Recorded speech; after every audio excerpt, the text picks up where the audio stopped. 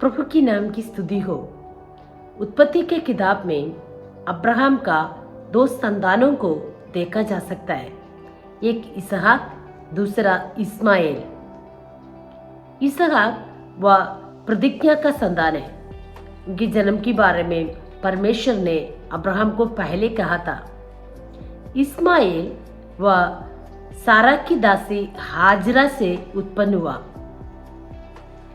वो परमेश्वर के चमत्कार के समय के अनुसार नहीं, बल्कि मनुष्य की इच्छा के द्वारा पैदा हुआ था। लेकिन उन दोनों ने ही मौत को बहुत करीब से देखा। अब्राहम छोड़ने के बाद इस्माइल और उसका माँ हाजरा बेर्शेबे की जंगल में भटक रहे थे। तब उनका मशक का पानी खत्म हो गया था।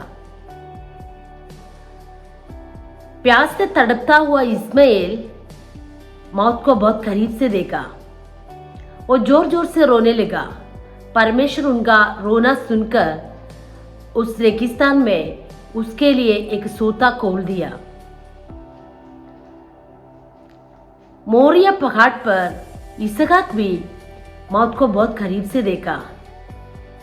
लेकिन वचन में ऐसे कहीं नहीं लिखा है कि जब अब्राहम इसहाक को वेदी पर लिटाया और उसका तलवार उस पर तनी, तब इसहाक ने रोया और भाग उड़कर गया।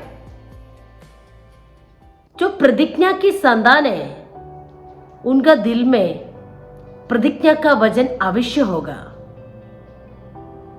मोरिया पहाड़ पर पहुंचने से पहले इसहाक ने अपनी पिता से पूछा, होमबलि का मेमना कहाँ है? अब्राहम ने उत्तर दिया कि परमेश्वर खुद होमबलि के लिए एक मेमना तैयार करेगा। मेरे हिसाब से बोले तो अब्राहम का मुंह से एक मेमना निकला और इसहाक विश्वास के साथ तो मेमना को लेकर गया। इसहाक को मालूम था कि चाहे पिता का तलवार उसके खिलाफ है तो भी पिता के मुंह से निकला हुआ जो प्रतिज्ञा का वचन वो उसके पक्ष में है। इसलिए इसहाक वो वेदी पर शांति से लेटा। तब उनकी कानों पर मेमना की आवाज गूंज उठी। उस मेमना के बलिदान के कारण इसहाक वेदी से जीवित होकर बाहर आ गया।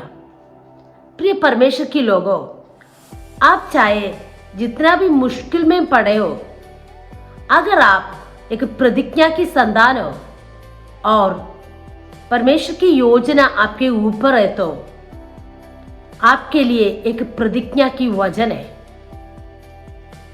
परमेश्वर आपके लिए एक मेमना को तैयार करेगा।